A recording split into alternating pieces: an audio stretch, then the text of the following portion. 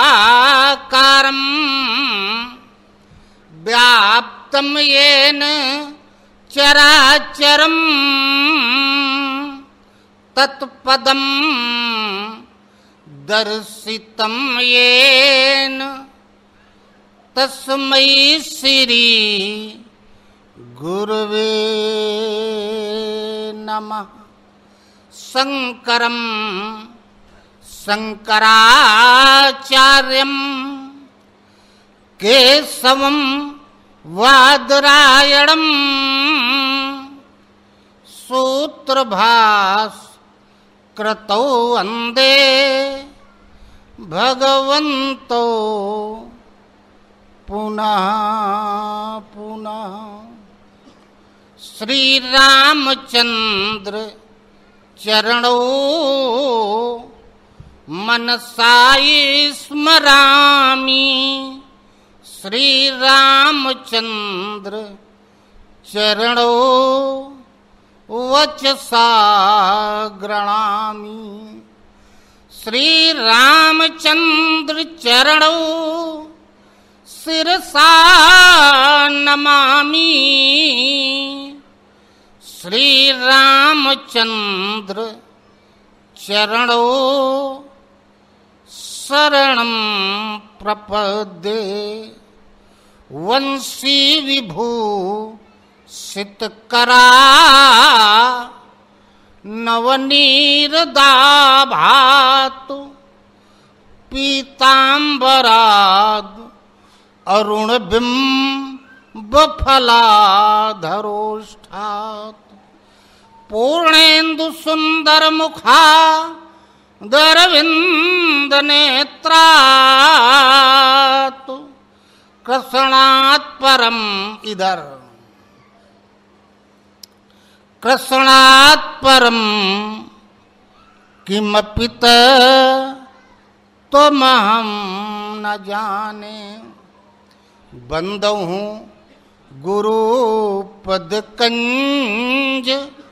कृपा सिंधु नररूप हरि महा मोहोत्तम पुंज जासु वचन रविकर निकर।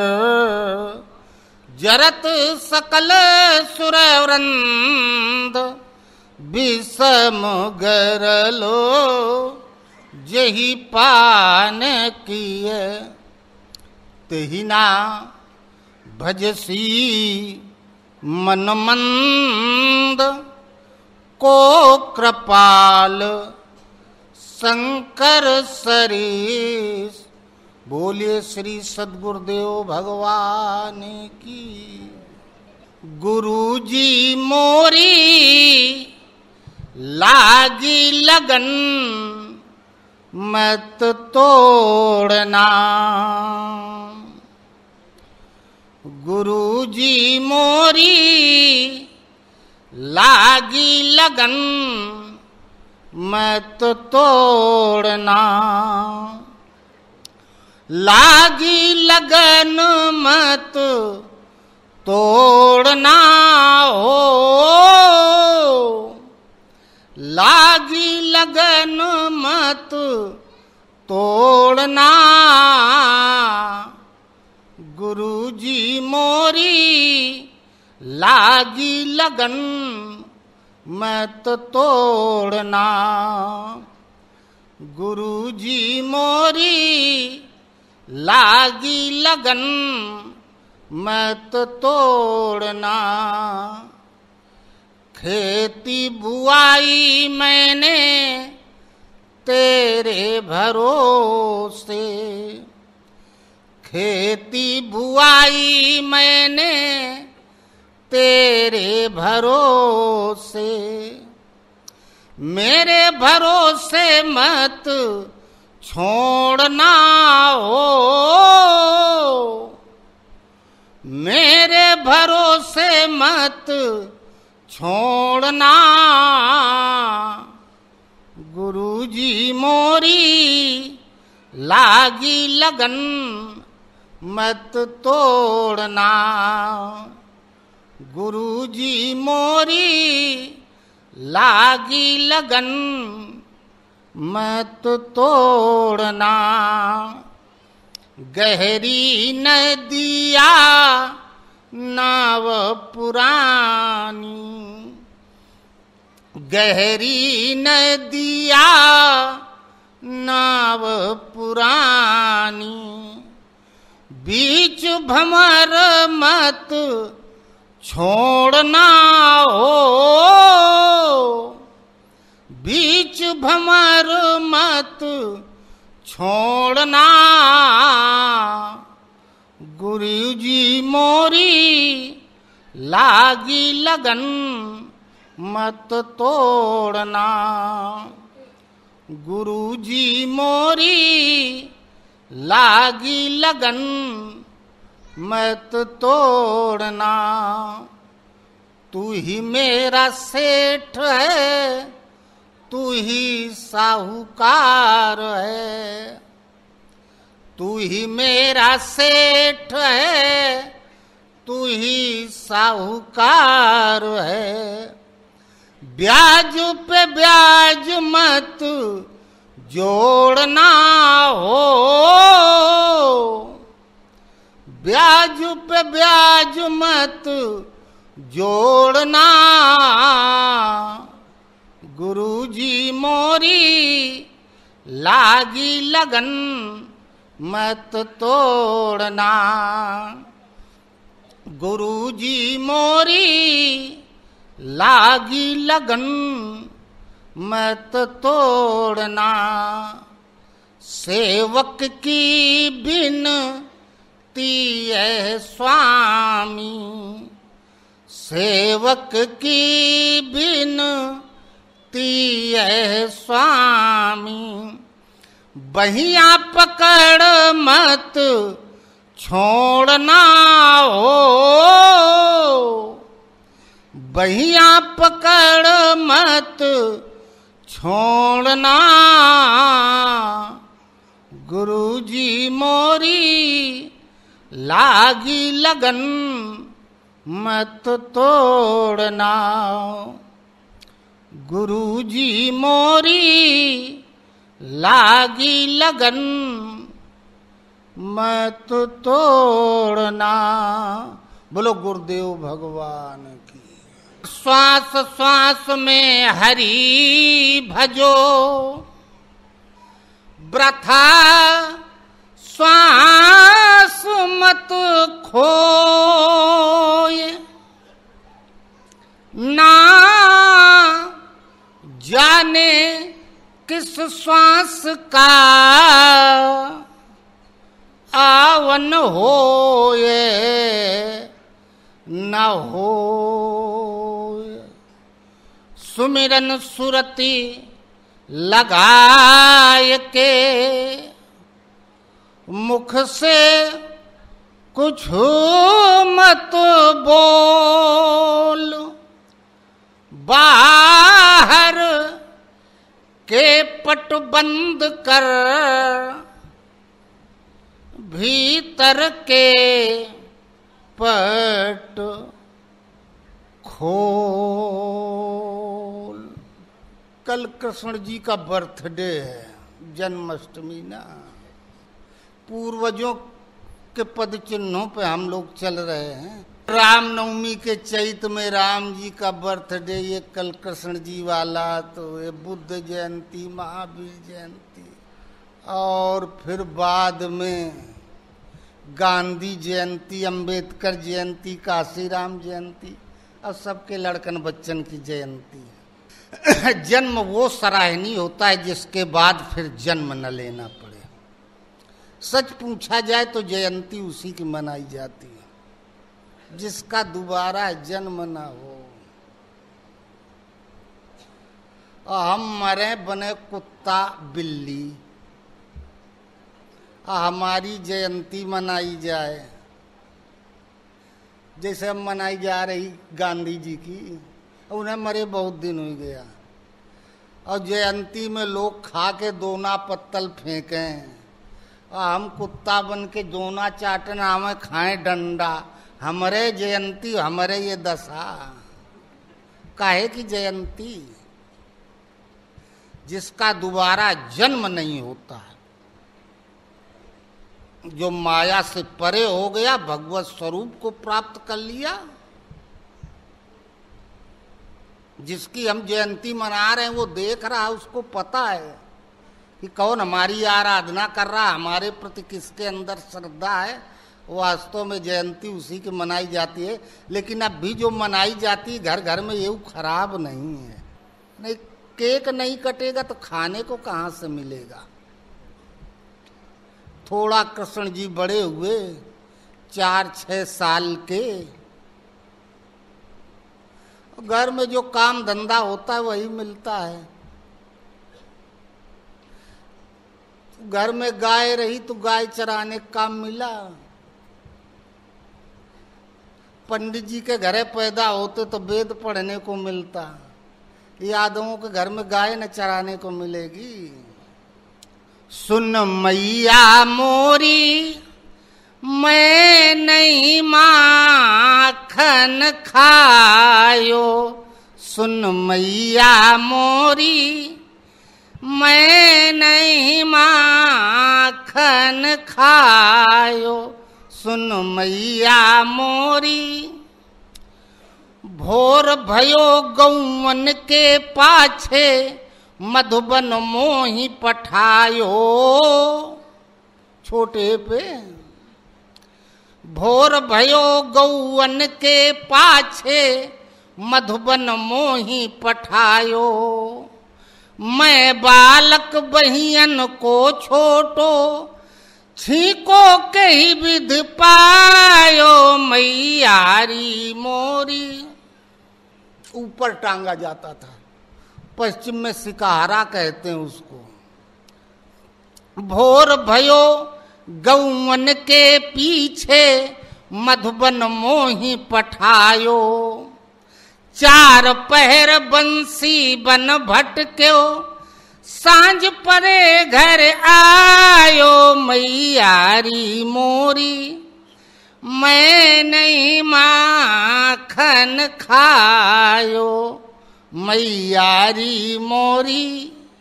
माई कहे तू चोरी से आया होगा। कहे मान लो हम बीच में आ गए, इतने बड़े हम टांगे हो आधे आकाश में, कहाँ से हम पा जाएंगे?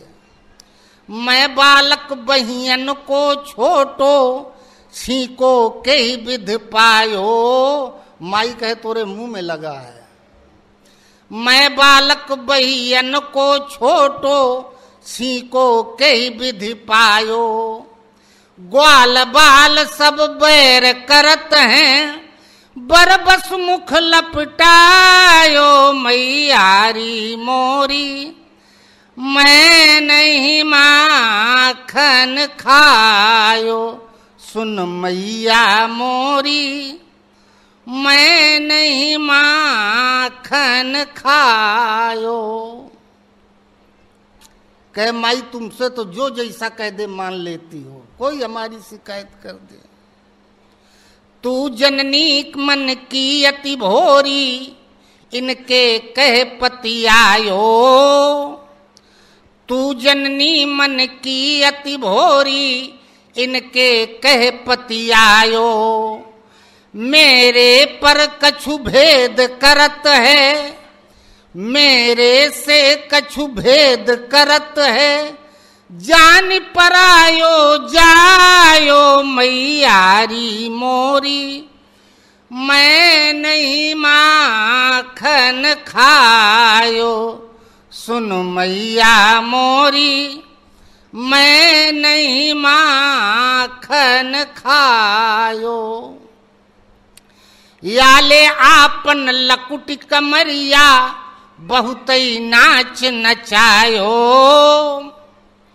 याले आपन लकुटी कमरिया बहुत ही नाच नचायो। सूर श्याम तब बिहस यशोदा, लेउर कंठ लगायो, मैयारी मोरी मैं नहीं माखन खायो, मैयारी मोरी मैं नहीं माखन खायो, सुन मैया मोरी। छोटे पे तो घर पे चोरी करते थे, चोरी की कोई उम्र नहीं होती, आदत होती है। जहाँ थोड़ा बड़े हुए तो रास्ता में चोरी। मथुरा वो जाता था वृंदावन बरसाना से, लड़कियां ग्वाल बालों की दही मक्खन बेचने के लिए, तो बीच में पहले मांगे मांगे न मिले तो लूट के छीन के खाएं। घर में शिकायत गई,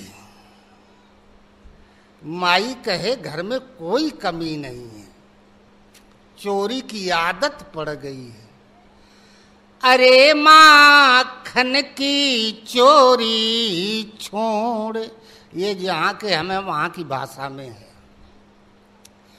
अरे माखन की चोरी छोड़, कन्हैया मैं समझाऊं तो है, मैं समझाऊं तो है कन्हैया, मैं समझाऊं तो है।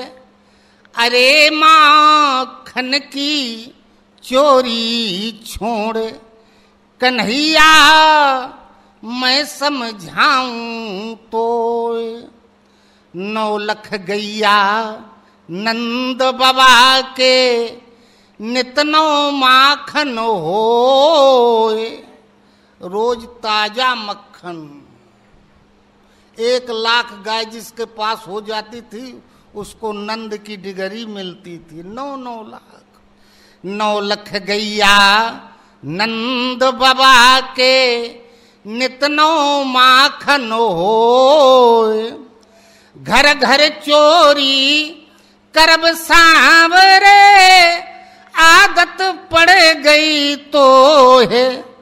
अरे माखन की चोरी छोड़, कन्हैया मैं समझाऊं तो।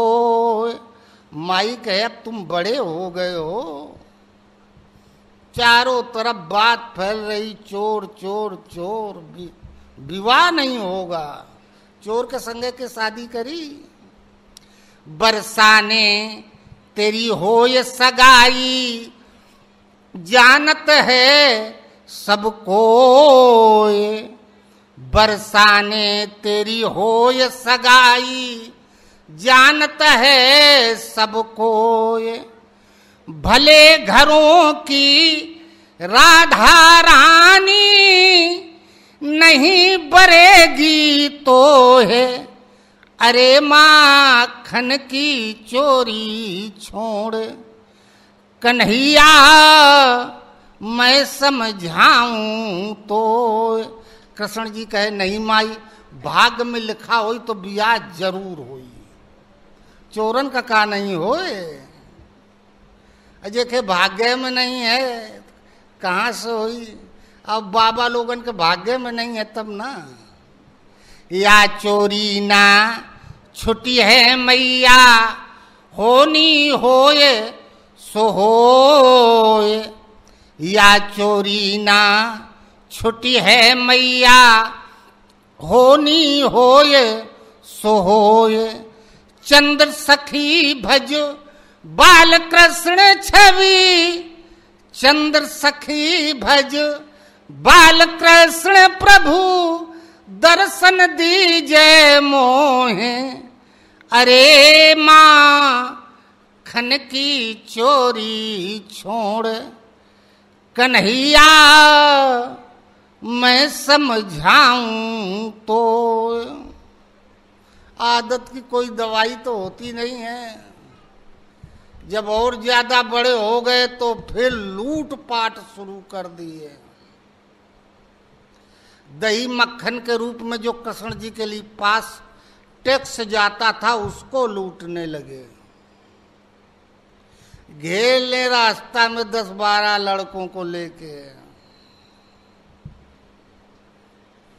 लड़कियां औरतें परेशान हो गई, अब बिगड़ने लगी। पहले समझाए फिर बिगड़े।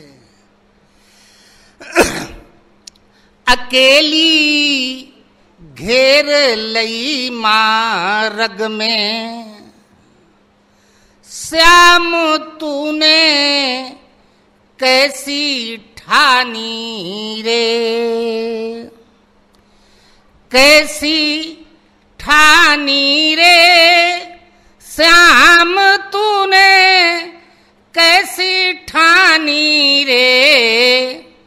अकेली घेर लई मार्ग में, श्याम तूने कैसी ठानी रे।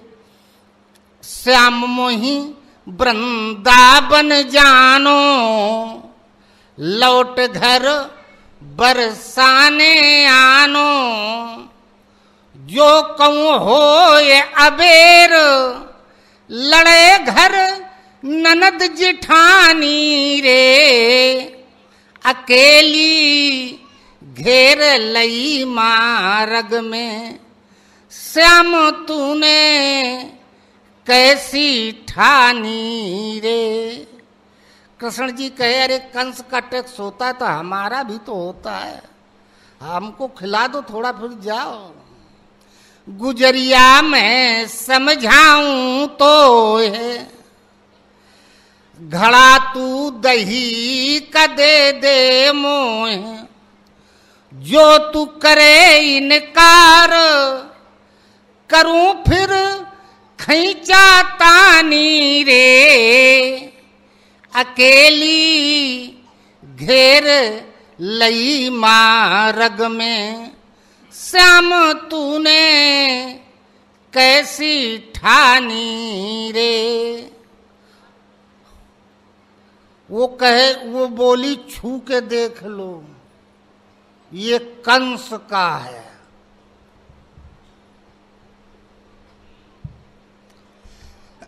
कंस राजा से करूं शिकायत, तनिक भी नुकसान पहुंचा अब हम बता देंगे कि तुम लोगों की ये करतूत, तो फिर तुम जानो तुम्हार काम जाने।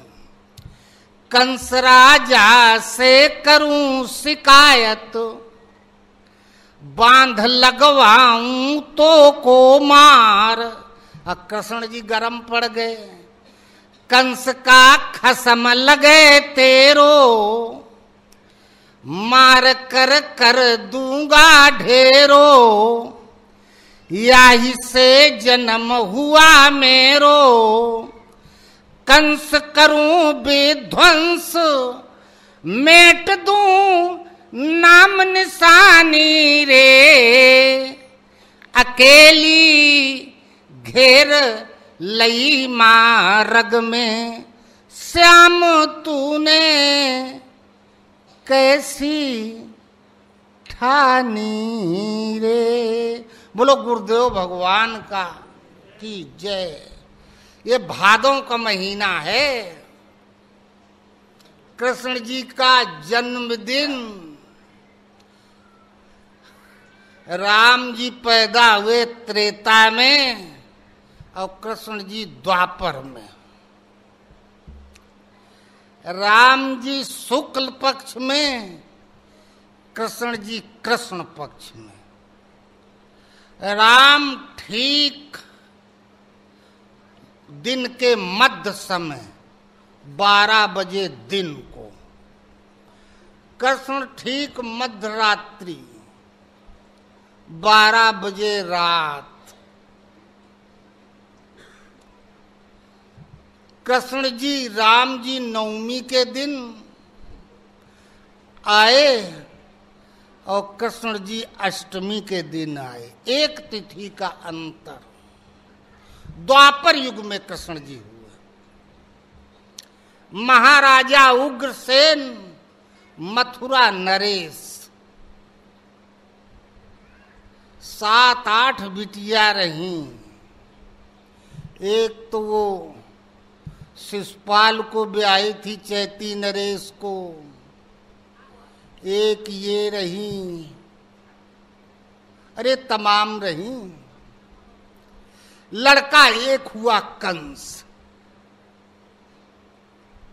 अपनी सब बहनों में सबसे ज्यादा देवकी को चाहता था। देवकी आई रही राखी बांधने, सावन में रक्षा बंधन। जब जाने लगी खुद रथ चला के चला। अपने पिता से जबरदस्ती राज छीन लिया था। उग्रसेन को गद्दी से नीचे उतार दिया, राज छीन लिया। राज पर बैठा था पक्का असुर। बहन को बहुत चाहता था। खुद रथ हाँक के चला ससुराल तक पहुंचाने।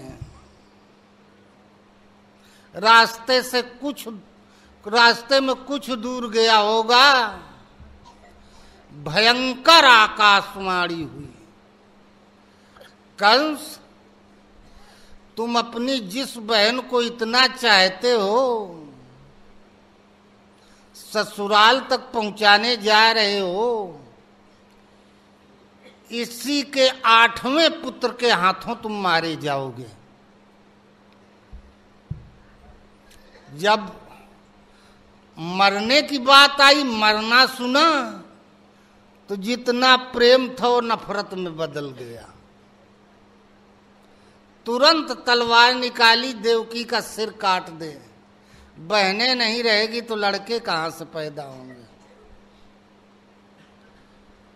राजा वासुदेव ने पकड़ लिया।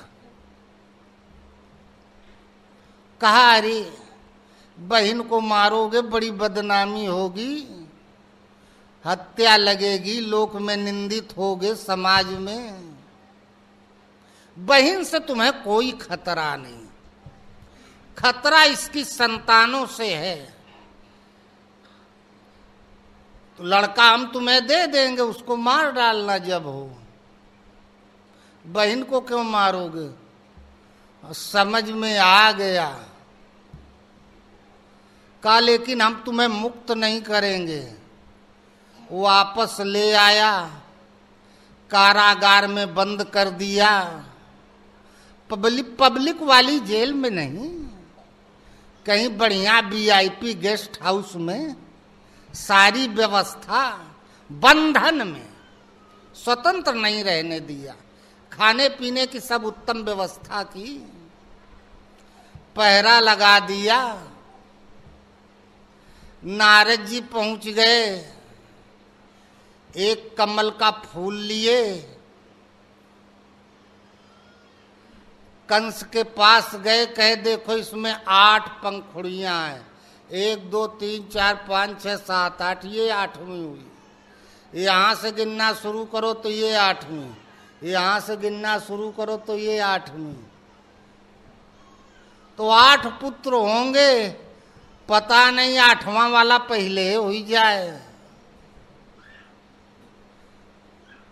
तो कहा, तब हम जितने पैदा होंगे सबको मारेंगे। नारद जी सोचते रहे, 4-6 लड़कन के मारे कुछ पाप बढ़े तब मारा जाएगा। एक एक करके 7 संतानें हुई, 7 को मार डाला। 8वें कृष्ण जी हुए। कृष्ण जी का जन्म हुआ। अब भगवान तो बंधन के परे होते हैं। पहरेदार थे, सब सो गए। हाथ में हथकड़ी, पैर में बेड़ियाट पड़ी हुई थी, बंधन मुक्त हो गए वसुदेव और देवकी।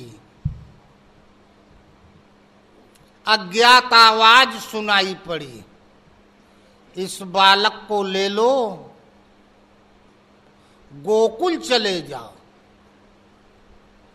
वहां नंद के यहां ठीक इसी समय एक बिटिया पैदा हुई है। योग माया के प्रभाव से यशोदा भी सो रही है। बच्चे को वहां लिटा देना, बिटिया को ले आना, तब तक ये सब पहरेदार सोते रहेंगे, तुम भी मुक्त रहोगे, कोई नहीं जान पाएगा। वासुदेव ने सूप में रखा भगवान कृष्ण को लेके चल दिए। यमुना के बीच में पहुंचे। भादों का महीना, बाढ़ का महीना, भयंकर बरसात का। यमुना जी में बाढ़। थोड़ी दूर जाने के बाद फिर पानी जब मुंह तक पहुंच गया तो सोचे डूब जाएंगे, तैरे तो बच्चे को लेके कैसे तैरे। भगवान कृष्ण अपना चरण बढ़ा के यमुना को छुआ दिए। जल की गति कुछ नीची हो गई, निकल के चले गए। गोकुल पहुंचे। यशोदा सो रही थी, लड़का को लिटा दिया, बिटिया को उठा लिया, वापस ले आए। और जब लेके आए, देवकी को बिटिया कन्या को सौंपा, तब तक बिटिया नहीं रोई और वो बड़ी तेज चिल्ला पड़ी। ये पुनः बंधन युक्त हो गए वसुदेव और देवकी। पहरेदारों की निंद्रा भंग हो गई। दौड़ते दौड़ते गए कंस के पास। 8वीं संतान पैदा हो गई। वो उठ के भागा बिस्तर से, सीधे कारागार के अंदर गया। देवकी ने कहा भैया ये बिटिया है, कन्या है, लड़का नहीं है। अरे कहा लड़का बिटिया से क्या मतलब। कोनो लड़कियां लड़कन से आगे निकल जाती हैं। झांसी की रानी लक्ष्मीबाई। अरे 8वीं संतान से खतरा था हमको। पैर पकड़ के पटकना चाहा, कन्या आकाश में चली गई। पुनः आकाशवाणी हुई, तुझे मारने वाला पैदा हो चुका है, सुरक्षित है गोकुल में। अब परेशान क्या करें। पूतना राक्षसी थी, निशाचरी। कहे अब अभी छोटा बच्चा, वो तो घर में होगा, अंदर वहां कोई पहुंच नहीं सकता, महिलाओं के सिवा कोई नहीं जा सकता, हम जाएंगे। छठी वाले दिन छठ को गोद में लेंगी, दूध पिलाएंगे। हमारा दूध जो पी ले वो जिंदा नहीं बचता है। पूतना पूते नहीं रह जाता है जिंदा, फिर और कोई वहां नहीं पहुंच सकता। गई, महिलाओं के बीच में बैठ गई, सब खिलाने लगी, वो भी खिलाने लगी, फिर अपना दूध पिलाने लगी। कृष्ण जी दूध पीना शुरू किए। जौन 150 ग्राम शेर दुई शेर रहा वही सब पी गए। भूख बढ़ी कृष्ण जी की, दूध कम पड़ गया तो ब्लड पीने लगे। घबराई, भागी, झटक दे, कृष्ण जी छोड़े नहीं, लेके आकाश में उड़ गई, अपने असली रूप में आ गई। कृष्ण जी जब तक एक एक बूंद खून नहीं पी लिए, छोड़े नहीं। शरीर में खून नहीं रह गया, गिरी धड़ाम। तब तक सब रोते चिल्लाते दौड़ते हुए पहुंचे और देखे विशाल काय राक्षसी मरी पड़ी है और कृष्ण जी उसके ऊपर बैठे पेट पर और दूध पीना तबो नहीं बंद है। जबरदस्ती सब छीन के उठा लाए। पूतना मारी गई, कंस को पूरा विश्वास हो गया ये वही पुत्र है जिससे हमें खतरा है, अब कौन जाए। अघासुर था, उसने कहा हम जाएंगे। कैसे जाओगे? अरे कहा हम वेद शास्त्र पुराणों के ज्ञाता हैं, अभी सिर के बाल बनवा लेंगे, चोटी रख लेंगे, माला त्रिपुंड और कुंडली बनाने लगेंगे, हस्तरेखा देखने लगेंगे, अब मौका पाके गर्दन दबा देंगे। अब पहुंच गया, 2 4 10 को बताना शुरू किया नंद बाबा के घर के अगल बगल वाले घर वालन का। इतने में तो भीड़ लग गई, बहुत बड़े विद्वान आ गए। अब सब अपन हमारे हाथ में देखो का लिखा हमारे उनका। नंद बाबा कहे हमारे घरे एक लड़का पैदा हुआ, जरा वो के बता देते का लिखा है। कहा देखो जो अबोध बच्चे होते हैं 12-13 दिन से कम के होते हैं, आप सब लोगों का तो हम देख सकते हैं, उन बच्चों का सबके सामने नहीं देख सकते, अकेले कमरे में एकांत में। आप लोग दरवाजा बंद कर देना, बाहर खड़े रहना, हम पूरी रेखाओं को देखेंगे। तलवे की रेखा है, मस्तक की रेखा है, हाथ की रेखा है, गले की रेखा है। अब फिर हम सब तैयार कर देंगे इनका भूत भविष्य वर्तमान। नंद बाबा कहे हाँ बहुत बढ़िया। अब कमरा में बंद कर दिए और वो झुका कृष्ण जी की तरफ, कहे तुम्हार कुंडली हम अब जीवन लीला लिख रहे हैं। हाथ बढ़ाया कृष्ण जी का गर्दन दबाने के लिए, ऐसे झुक गया, कृष्ण जी का भी हाथ बढ़ गया, पकड़ लिया गर्दन और दबाना शुरू किया। आंखें निकल आई, मर गया। झटक दिया, गिरा धड़ाम। दरवाजा खोल के नंद बाबा आए अंदर, घर की महिलाएं देखे ज्योतिषाचार्य मरे पड़े हैं और लड़का खेल रहा है। ये कैसे हुआ? अभी तक कोई समझ नहीं पा रहा है कि ये कौन है। जहां थोड़ा बड़े हुए, जंगल में गाय चराने जाने लगे।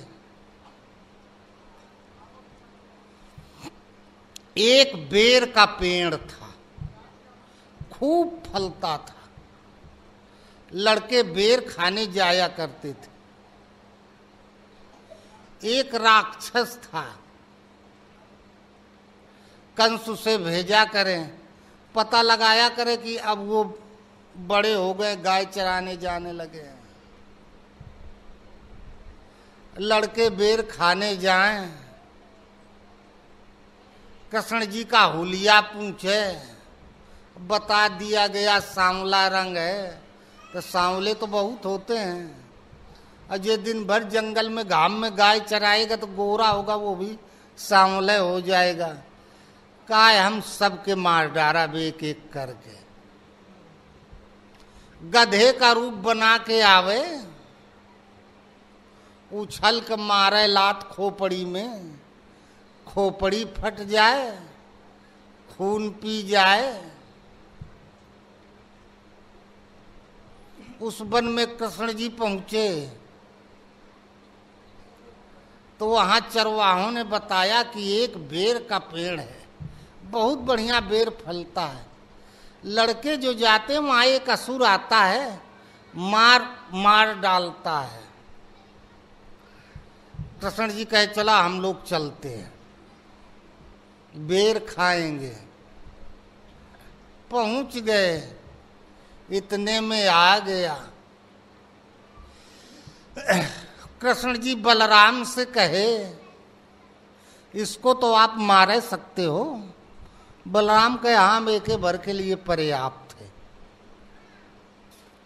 उछल के लात मारा तो बलराम पैर पकड़ लिए, घुमा के धरती पे पटक दिए, मर गया, अपने असली स्वरूप में आ गया। कंस कहे अब कौन जाएगा? एक असुर था, उसने कहा हमारा नाम बकासुर। कहा मैं बगुले का रूप धारण करके जाऊंगा, भयंकर तूफान ला दूंगा जंगल में, कृत्रिम वर्षा शुरू कर दूंगा, तेज तूफानी बारिश। तो सब भागेंगे छिपने के लिए। हम अपना आकार इतना बढ़ा सकते, एक चोंच नीचे एक आकाश में। गाय सहित सब लड़का बच्चा सोचेंगे कि ये गुफा है, छिपने के लिए अंदर आ जाएंगे, तब हम मुंह बंद कर लेंगे। आपका शत्रु मारा जाएगा, हमारा पेट भर जाएगा। कंस कहे चला जा। गया,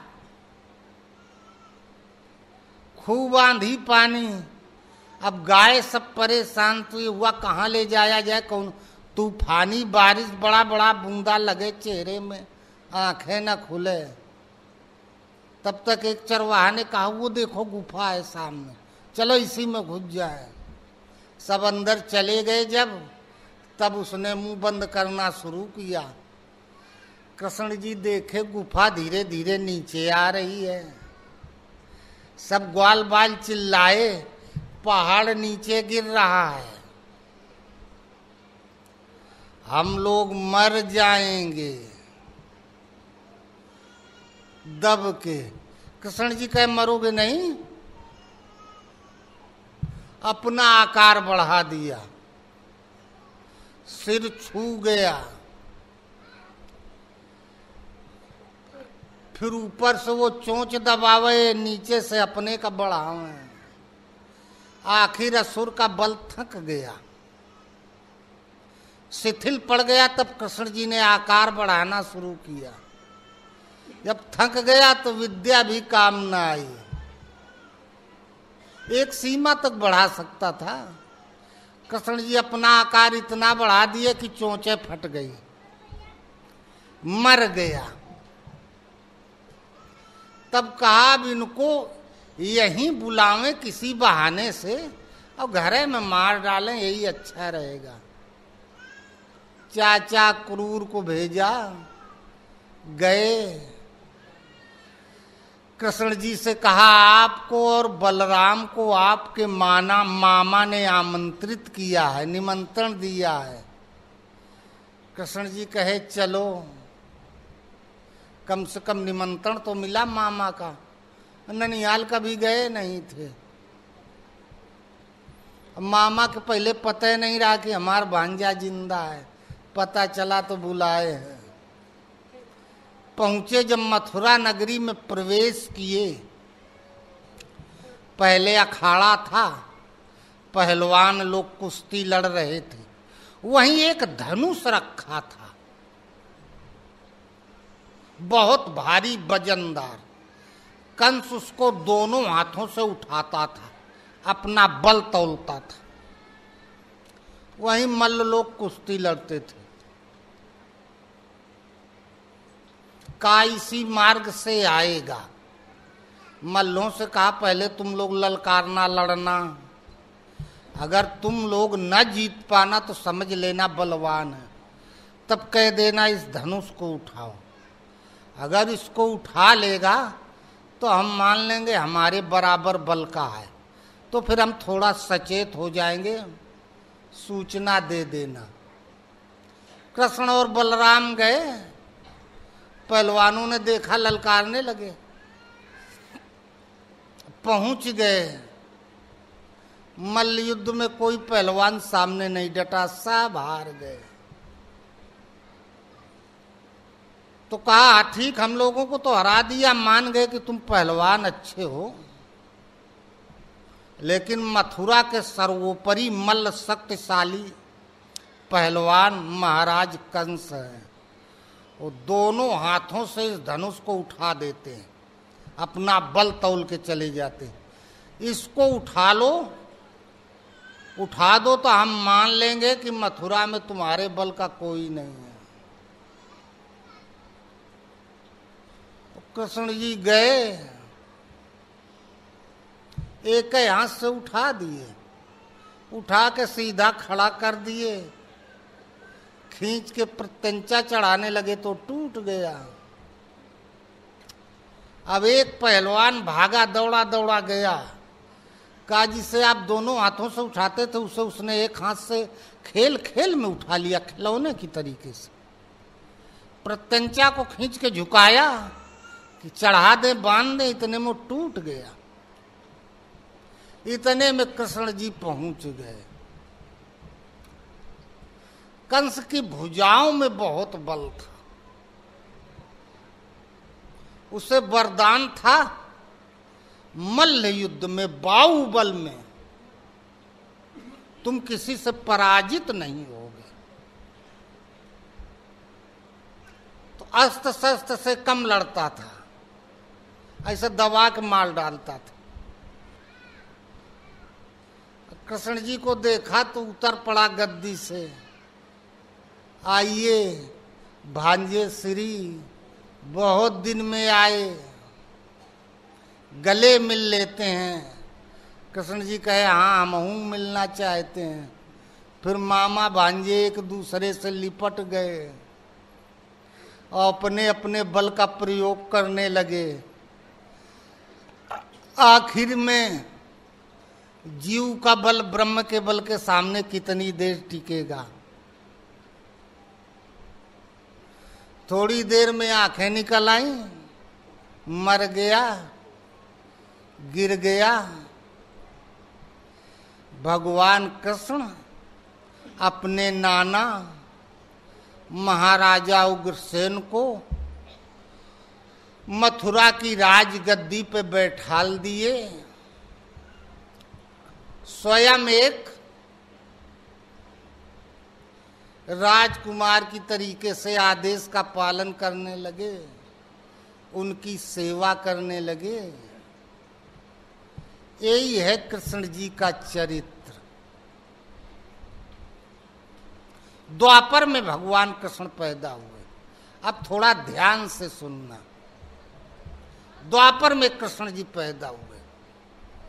4 युग, सतयुग, त्रेता, द्वापर और कलयुग। भजन की 4 अवस्थाएं होती है। समय के आधार से जिस समय जैसी भाषा थी उसी आधार से ऋषियों ने नाम दिया। ये वैदिक काल में सतयुग, त्रेता, द्वापर, कलयुग कहा गया। बाद में इसी को ब्राह्मण, क्षत्रिय, वैश्य, शूद्र कहा गया। साधक की 4 अवस्थाएं हैं। किसी ने अति उत्तम, उत्तम, मध्यम और निकृष्ट कहा। किसी ने इसी को कौआ, कोयल, बगुला, हंस कहा। 5200 वर्ष पहले महाभारत काल में इसी को बैखरी, मध्यमा, पश्यंती, परा नाम दिया गया। भागवत और महाभारत में यही नाम आए, ज्यादातर बैखरी, मध्यमा, पश्यंती, परा वाले। ये 4 अवस्थाएं।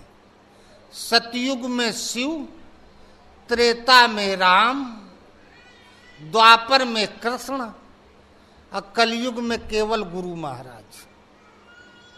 ये गुरु की ही 4 अवस्थाएं हैं। जैसे जैसे हमारा स्तर बढ़ता जाएगा गुरु का स्वरूप बदलता जाएगा। कलयुग गुरु महाराज मिल गए। हृदय में कालिमा व्याप्त है, संसार प्रवाहित है। ऐसे में हम भजन करना चाहते हैं।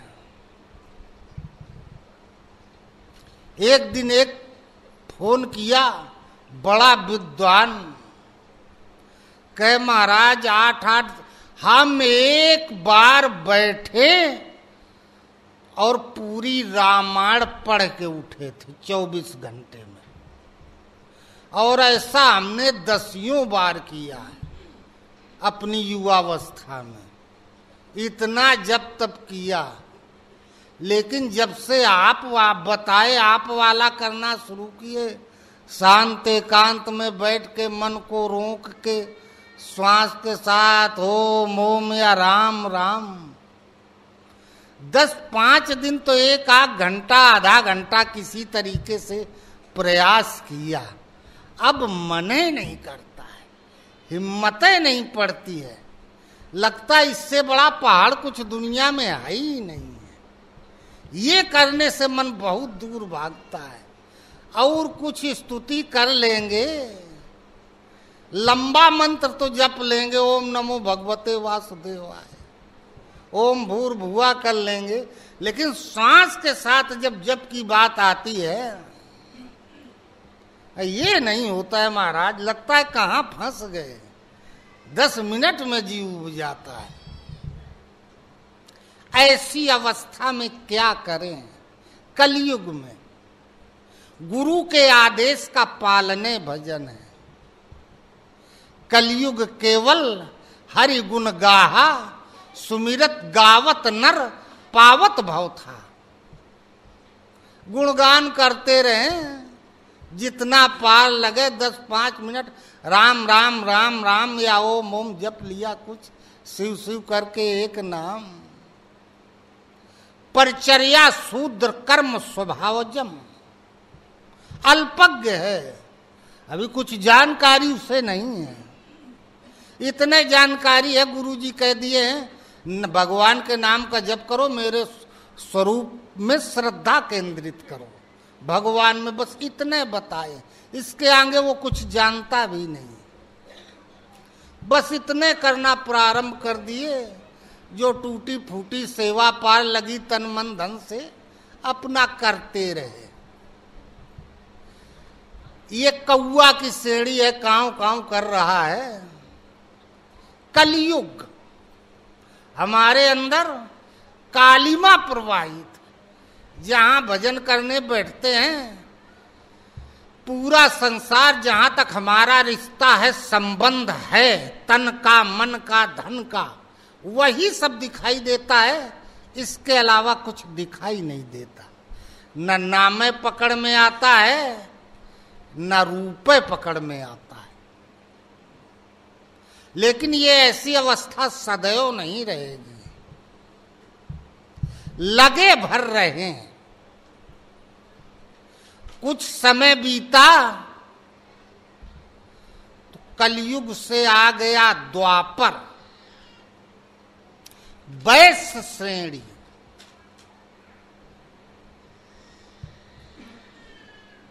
कोयल, कौआ से हो गया कोयल, मधुर कंठ हो गया, वैश्य श्रेणी।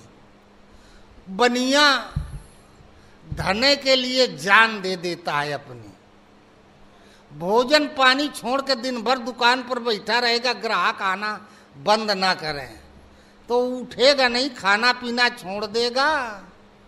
वो पैसा पैसा करते करते इतना बड़ा पेट हो जाता है, 1000 बीमारी बाद में। डॉक्टर सब कुछ खाने के लिए मना कर देते हैं, खाली खिचड़ी विचड़ी खाओ, जीते जी मरे के समान रहो। संपत्ति ये बाहर की संपत्ति है, साधना करने से अंदर दैवी संपत्ति इकट्ठा होती है, जिसे पुण्य कहते हैं। दैवी संपत्ति इकट्ठा होने लगी द्वापर। पैसा के बल से तो कुछ भी खरीद सकते हैं, कोई भी वस्तु संसार की हो, जितनी उसकी कीमत है उतना धन दे दें, अब बदले में उसे खरीद लें, पा जाएं। गुरु को खरीदने के लिए दैवी संपत्ति चाहिए, पूर्ण। हम नाम जप रहे थे, गुरु का ध्यान कर रहे थे, हम कहीं गुरु महाराज कहीं। कलयुग की श्रेणी है, लेकिन जहां दैवी संपत्ति कुछ इकट्ठा हुई, वो हमने दैवी संपत्ति के बदले गुरु महाराज को खरीद लिया। लेकिन अभी इतनी संपत्ति नहीं इकट्ठा हुई है कि हम गुरु को पूरा का पूरा खरीद ले। केवल गुरु का चरण भर खरीद सकते हैं। द्वापर कर रघुपत पद पूजा, नर भव तरई उपाय न दूजा। द्वापर श्रेणी, वैश्य श्रेणी, जहां दैवी संपत्ति इकट्ठा हुई तो पहले गुरु का जो हम स्वरूप पकड़ते थे, चरण आ गया, और चरण यहां से लगा के पूरा, बस इतना पूरा पैर आ जाएगा। और जहां ये पैर आया फिर दूसरा कुछ नहीं दिखाई देगा। मन से कुछ सोचे, कहीं मन भाग के जाएगा नहीं। जैसा शक्तिशाली चुंबक रखा हो विशाल, लोहा का कण उड़ के उसमें चिपक जाता है, ऐसे ये मन सहित इंद्रियां उस चरण के तेज से आप उसमें चिपक जाती है, और उस चरण से दिव्य प्रकाश निकलता है। और गुरु के चरण में एक विशेषता होती है, सब लोग तो मुंह से बात करते हैं, गुरु का चरण बोलता है, उससे आवाज निकलती है। इसीलिए भरत खड़ाऊ लेके आए रहे राम जी की। वो खड़ाऊ, भरत कुछ पूछे तो खड़ाऊ से उत्तर मिलता था, आवाज निकलती थी राम जी की, खड़ाऊ बोलती थी। ये द्वापर वैश्य श्रेणी, जहां गुरु का चरण हृदय में आया। अभी गुरु महाराज पूरी तरीके से नहीं आए हैं, इसलिए अभी भूत भविष्य वर्तमान नहीं दिखाई दे रहा है। दिव्य दृष्टि अभी हमें नहीं मिली है। अंदर कालिमा तो बनी हुई है, संसार है। इसीलिए कृष्ण जी कृष्ण पक्ष में पैदा हुए, अर्धरात्रि में पैदा हुए। यहां से रात्रि अज्ञान अंधकार, आधे संस्कार कट गए, चरण आ गया। जहां चरण आया तो बंदों प्रथम महीसुर चरना, मोह जनित संशय सब हरना। मन भाग के जाता था काम में, क्रोध में, लोभ में, मोह में, मद में, मत्सर में, यही भाग के जाता था। वो चरण आ गया, वो चरण के नीचे सब दब गया। अब भाग के मन कहीं नहीं जा सकता। अर्थात आधी रात अष्टमी, अष्टधा मूल प्रकृति शांत हो गई। एक शरीर छूटता है, दूसरा शरीर हम ग्रहण करते हैं। अर्जुन ने पूछा, मरने के बाद किसको कैसी गति मिलती है? भगवान कृष्ण कहे, जिसकी जैसी प्रकृति होती है। अष्टधा मूल प्रकृति, रूप, रस, गंध, स्पर्श, शब्द, मन, बुद्धि और चित्त, ये अष्टधा मूल प्रकृति है। यही जैसा होता उसी के अनुरूप शरीर मिलता, योनि मिलती है। कोई मनुष्य बनता है, कोई गधा बनता है, कोई कुत्ता बनता है। मनुष्यों में भी कोई स्वभाव से हंसमुख होता, कोई चिड़चिड़ा होता है, कोई मीठा खाना पसंद करता है, कोई नमकीन खाना पसंद करता है। ये प्रकृति है, अष्टधा मूल प्रकृति। जहां गुरु का चरण हृदय में, नाभि से ब्रह्मांड तक केवल चरण व्याप्त हो गया, और फिर सब आप से आप उसके नीचे विकार दब गए, अर्थात अष्टधा मूल प्रकृति शांत हो गई। ये कृष्ण का अवतार है। अष्टमी के दिन अष्टधा मूल प्रकृति शांत हुई, तब कृष्ण अवतरित हुए। अभी पूरी तरीके से नहीं अवतरित हुए हैं, अबे बकाया है। अभी चरण हृदय में आया है। जहां चरण हृदय में गुरु का आया, तब ये एक बार लगता उससे दिव्य तेज निकलता है। तब लगता है अरे गुरु महाराज जो हैं वो हम हो जाते तो कितना बढ़िया रहता। इतना पावर। अब हम ऐसा करें, जल्दी जल्दी पहले घर गृहस्थी के काम निपटा लें, वो हो जाए, वो हो जाए, वो हो जाए, वो हो जाए, वो हो जाए। आप सब निपटा के फिर बाद में लगते हैं। देख लिया, जन्म हुआ, जहां जन्म हुआ कृष्ण जी का, हाथ की हथकड़ियां कट गईं, पैर की बेड़ियां टूट गई। जब इष्ट का चरण हृदय में आ ही गया, भगवान का चरण जिसके हृदय में आ जाता है उसका जहां चरण पड़ता है, जयगिर चरण देई हनुमंता, चला सुगा पाताल तुरंता। जिस काम में हाथ लगा देता वो सफल हो गया। भगवान का चरण हृदय में आ गया, गुरु का आ गया, हाथ की हथकड़ियां कट गई, पैर की बेड़ियां कट गई। जिस जिस पैर चलने का प्रतीक है, जिस काम के लिए हम जहां चल दिए पूरा हो गया। बाहु कार्य क्षेत्र का प्रतीक है, जहां तक हमारा कार्य क्षेत्र था सब अनुकूल परिस्थिति हो गई। साथ में यमुना में बाढ़ आ गई, योग साधना भी अंदर जागृत हो गई। इतने में पूतना चल दी, कहा मैं चाहती हूं दूध पिला के मार डालूंगा।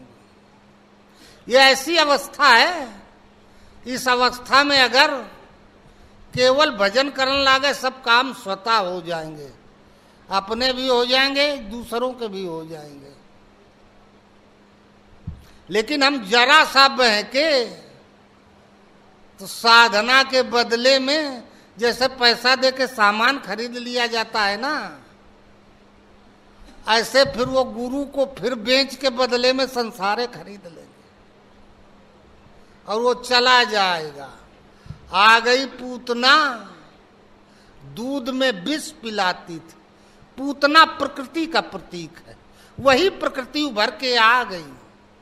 विषया विष के गर्त में विष ही विष चिल्लाए, विषय रूपी विष जागृत हो गया।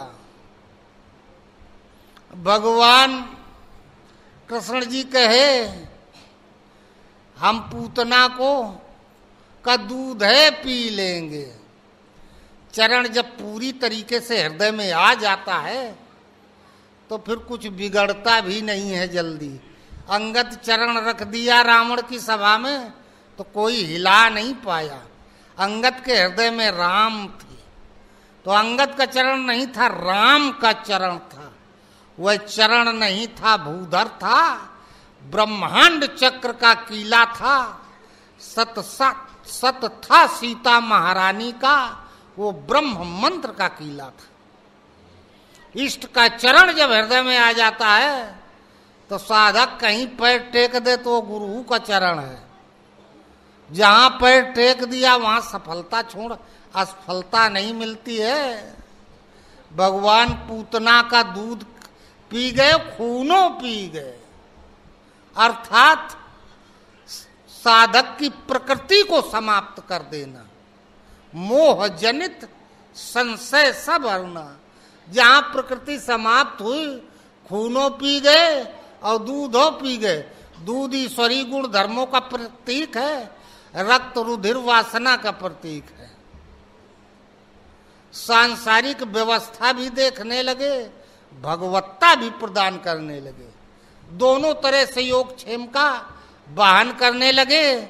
इतने में आ गया आघासुर। आग कहते हैं पाप को, संस्कारों को।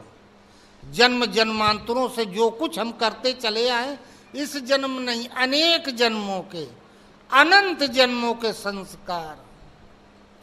वो काम अकेले में गला दबा के मार डालेंगे। वो कृष्ण जी का गला पकड़ा, कृष्ण जी वही का पकड़ के मार डाले।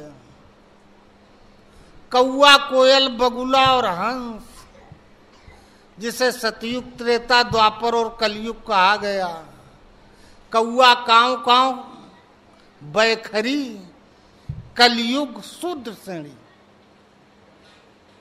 कोयल कंठ से बोलती है, मध्यमा का जप है, इसे वैश्य श्रेणी कहते हैं। द्वापर युग, जहां भजन कंठ से प्रारंभ हुआ, यह द्वापर है। अंदर इसी में गुरु का चरण हृदय में आता है, ये वैश्य श्रेणी है। कंठे पकड़ लिए कृष्ण जी मार डाले। वैश्य श्रेणी साधना कंठ से प्रारंभ हो गई, अब कोई पाप उसे नष्ट नहीं कर सकता, बल्कि वो साधक पापों को नष्ट कर जाएगा। राजा जनक वगैरह घर गृहस्थी में रहते हुए राजा महाराजा बन के रहते थे, योगी राज कहलाते थे, इसी अवस्था वाले थे। उनका पूरा राज्य भगवान देखते थे, अब पूरी तरीके से सुरक्षित। अघासुर मारा गया, अग पाप समाप्त हो गया, और भगवान की गर्दन पकड़ा, चाहे भगवान हो ही कि पकड़ ले, मार डाले। साधना में कंठी नहीं बांधी जाती है, कंठी का मतलब होता है कंठ बंध जाए, नाम में कंठ बंध जाए, कंठ में नाम चलता रहे। बाहर वाली कंठी कोनो मतलब नहीं है। कबीर कहे कंठी के बांधे ते कौन नर तरिए, बरधो न तरे जिनके कंठी बीच गर है। बढ़िया बैल होता तो कंठी नहीं बांधी जाती है। और चाहे जितना शंख बजाओ ओझा जी, कबीर कहे शंख के बजाए ते कौन नर तरिए, गधाओ न तरे जिनके शंख ऐसे गर है। गधा बोलता तो शंखे ध्वनि निकलती है। गंगा नहाओ चाहे सोन, यमुना नहाओ चाहे बेतवा, गंग के नहाए ते कौन नर तरिए, कछुआ न तरे जिनके गंगा बीच घर है। अरे कछुआ में ढक तो गंगे में रहते हैं, वो नहीं तरे तो एक डुबकी लगाने से कहां से पार हो जाओगे। बारी मथे घृत होए बरु, सिकता ते बरु तेल, बिन हरि भजन ना भवतरी, यह सिद्धांत अपेल, ये अकाट निर्णय है। इतने में जंगल में पहुंच गए, आ गया गधासुर। गधा एकदम, लड़का पढ़े में भोंदू होता, कहते एकदम गधा यार, बुद्धि नहीं है तुम्हारे पास। बुद्धिहीनता का प्रतीक है, जड़ता का प्रतीक, जड़ता। गुरु महाराज के स्वरूप का ध्यान करते हो आप लोग ना, स्वरूप पकड़ में आ गया, लेकिन वो मुर्दा स्वरूप पकड़ में आता है। ये पत्थर की मूर्ति नहीं बोलती, बाप बाबा की पत्थर की मूर्ति बनवा दिए, फोटो लगवा दे, वो तो नहीं बोलती, शरीर बोलता है, क्योंकि वो मुर्दा है, निर्जीव है। गुरु का स्वरूप जो पकड़ते वो पत्थर है, निर्जीव है, अभी उसमें प्राण है ही नहीं। जब ज्यों का त्यों आ जाएगा तो हलन चलन शुरू हो जाएगी, बोलना चलना फिरना, वो अपनी लीला दिखाएंगे। और जब तक नहीं तब तक तो वो जड़ है, पत्थर है, जड़ता। और जब तक स्वरूप बोल नहीं रहा है, आमने सामने स्पष्ट बात नहीं हो रही है, तब तक अबे कोनो मतलब नहीं, मूर्ति है, जड़ता, जड़, हिलने डुलने वाला नहीं, बोलने वाला नहीं, जिसमें कोई हरकत ना हो। कृष्ण जी बलराम से कहे इसके लिए तो तुम पर्याप्त हो। बलराम कहे हाँ हम मार डालेंगे। मध्यमा श्रेणी में कंठ से भजन होने लगा, अर्थात गुरु का चरण हृदय में आ गया। द्वापर युग है, द्वापर कर रघुपत पद पूजा, नर भव तरई उपाय न दूजा।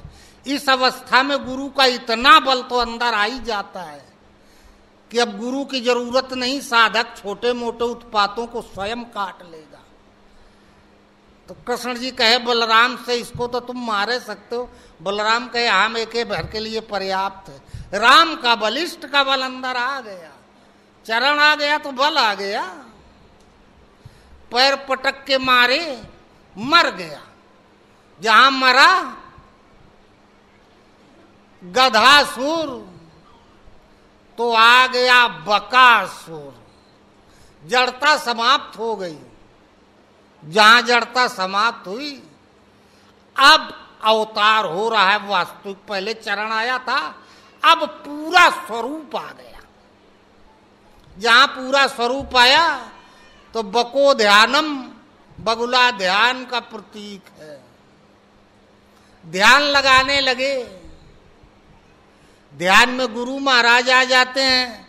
जहां गुरु महाराज हटे तो फिर संसार आ जाता है, काम धंधा। मनुष्य जो कुछ करता है, फिर गुरु महाराज आ गए, फिर जो कुछ हमारा कर्म का काम काज है वो अंदर आ गया। यही चला करता है। एक चोंच जमीन में लगाया, एक आकाश में दबाने लगा। ये मुर्दा स्वरूप तो है नहीं। कृष्ण जी अब जिंदा हुई गए हैं। अर्थात चरण के साथ गुरु स्वयं अब पूरे स्वरूप से आ गए। और जब गुरु स्वरूप से आ गए तो भगवत स्वरूप है। वह स्वरूप घटता रहता है, बढ़ता रहता है। साधक के सामने जैसी परिस्थिति आती है, गुरु उसी आधार से तुरंत अपने पावर का प्रयोग कर देते। विषम परिस्थिति आ गई तो पावर बढ़ा दिया, नॉर्मल परिस्थिति है तो पावर कम कर दिया। कृष्ण जी ने अपना इतना स्वरूप बढ़ा दिया, उसकी चोंचे फट गई, मर गया। अर्थात ध्यान में चित्त में जो कुछ आया जाया करता था, ये सांसारिक प्रवाह मर गया। मरने का मतलब समाप्त नहीं होता है।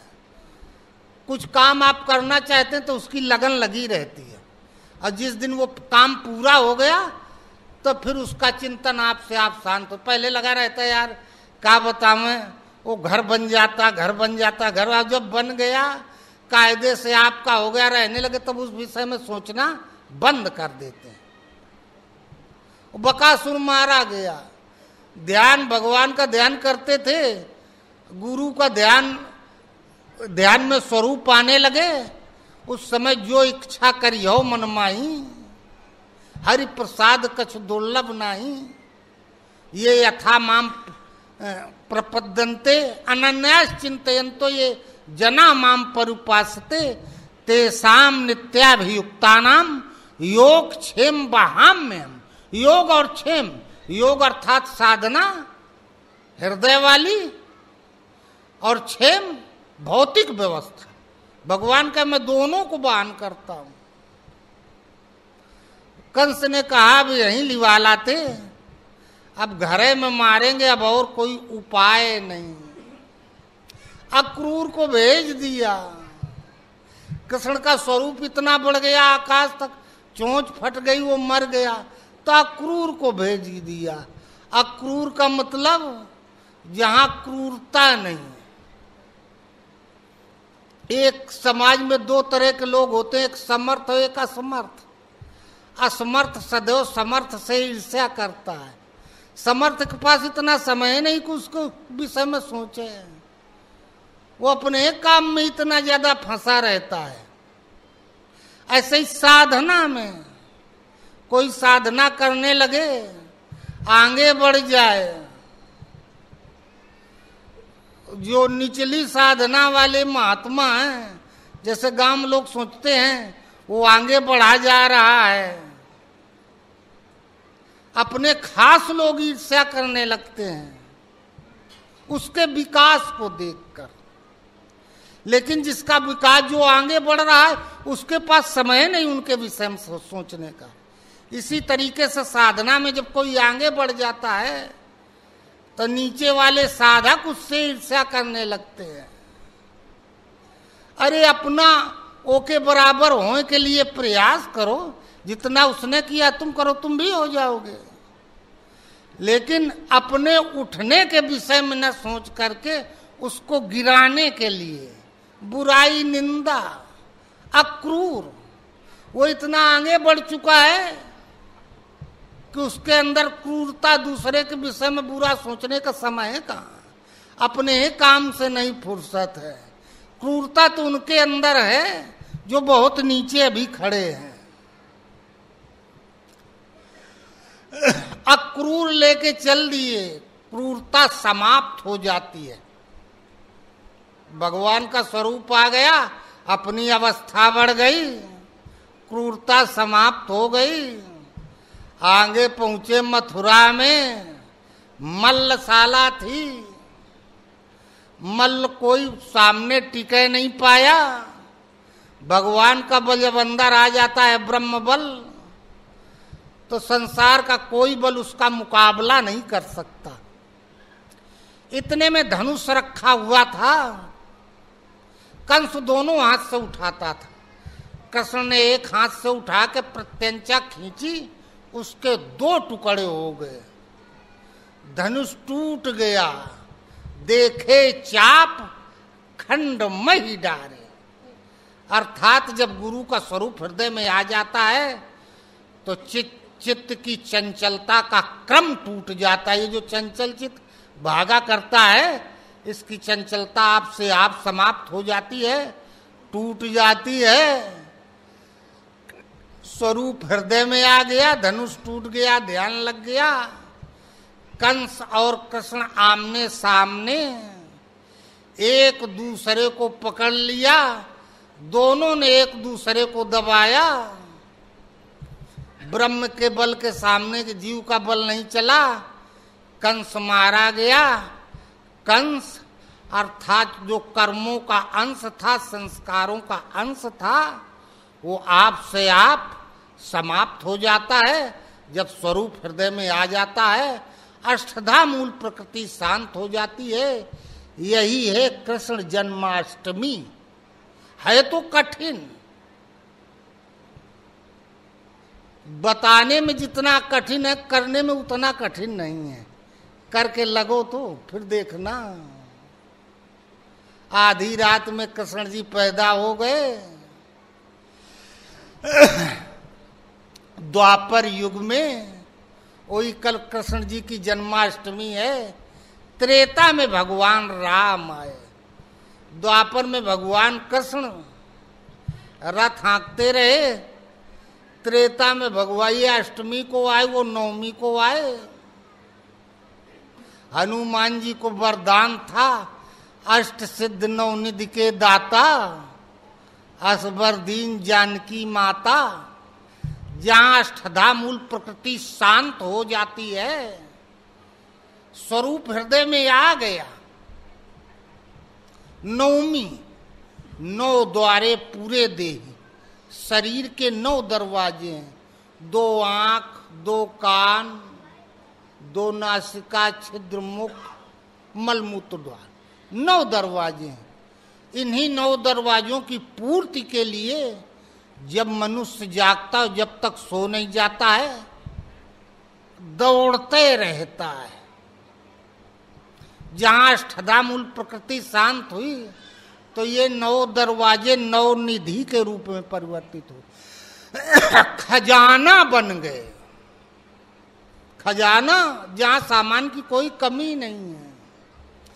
सरिता सकल सिंधु मा जाही, यद्यपि ताहि कामना नाही। तिम सुख संपत्ति बिनई बुलाए, धर्मशील के जात सुभाए। अष्टमा मूल प्रकृति शांत हुई, गुरु महाराज हृदय में आ गए, ये कृष्ण जन्म। और जहां हृदय में आ गए तो 9 दरवाजों का में ईश्वरी दिव्यता प्रवाहित हो गई, ये 9 निधियां बन गई। और जैसे समुद्र में बिना बुलाए नदियां गिरती हैं, वैसे ही इन 9 दरवाजों को भोगों की पूर्ति के लिए हम दौड़ते थे। जैसे ये नाक है, इसे बढ़िया खुशबू पसंद है, बढ़िया से बढ़िया सेंट परफ्यूम खुद चल के आ जाएगा, उसके लिए जाना नहीं पड़ेगा। बढ़िया बढ़िया भोजन चल के आ जाएगा, उसके लिए जाना नहीं पड़ेगा। वो राम का जन्म है, ये कृष्ण का जन्म है। बोलो गुरुदेव भगवान